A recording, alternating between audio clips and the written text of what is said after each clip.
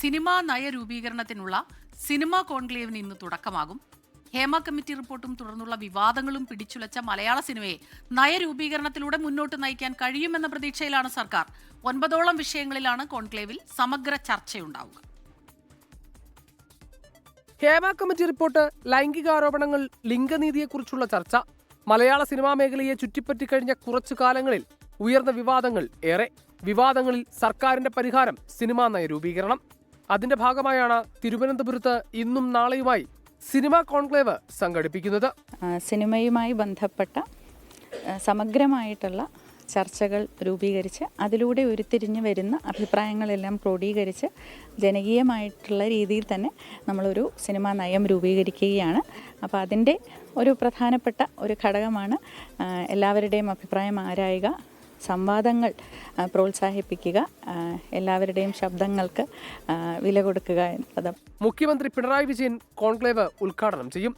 ഉദ്ഘാടന സമ്മേളനത്തിൽ മോഹൻലാലും സുഹാസിനി മണിരത്നവും മുഖ്യാതിഥികളാകും. കേന്ദ്രമന്ത്രി സുരേഷ് ഗോപി, പ്രതിപക്ഷ നേതാവ് വി ഡി സതീശൻ തുടങ്ങിയവർ ചടങ്ങിന്റെ ഭാഗമാകും.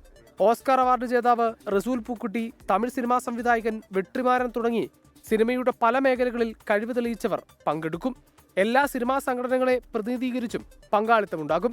നിയമസഭാ സമുച്ചയത്തിലാണ് കോൺക്ലേവ്. മലയാള സിനിമയിൽ ലിംഗനീതിയും ഉൾക്കൊള്ളലും, തൊഴിൽ കരാർ, പണിയിടം, നിയമപരമായ ചട്ടക്കൂടുകളും സന്തുലിതമായ പരാതി പരിഹാര സംവിധാനവും, നാളുകളിലെ സാങ്കേതിക വിദ്യയും നൈപുണ്യ വികസനവും, പ്രാദേശിക കലാകാരന്മാരെയും മലയാളത്തിലുള്ള സ്വതന്ത്ര സിനിമയെയും ശാക്തീകരിക്കൽ, തിയേറ്ററുകൾ, ഇ ടിക്കറ്റിംഗ്, വിതരണക്കാർ, പ്രദർശനക്കാർ തുടങ്ങി ചർച്ച ചെയ്യുന്ന വിഷയങ്ങൾ അനവധി.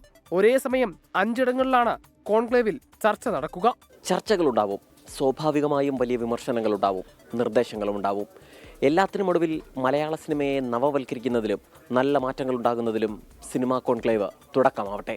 ക്യാമറാമാൻ ജിഷ്ണുവിനൊപ്പം സലിം മാലിക്, 24 തിരുവനന്തപുരം.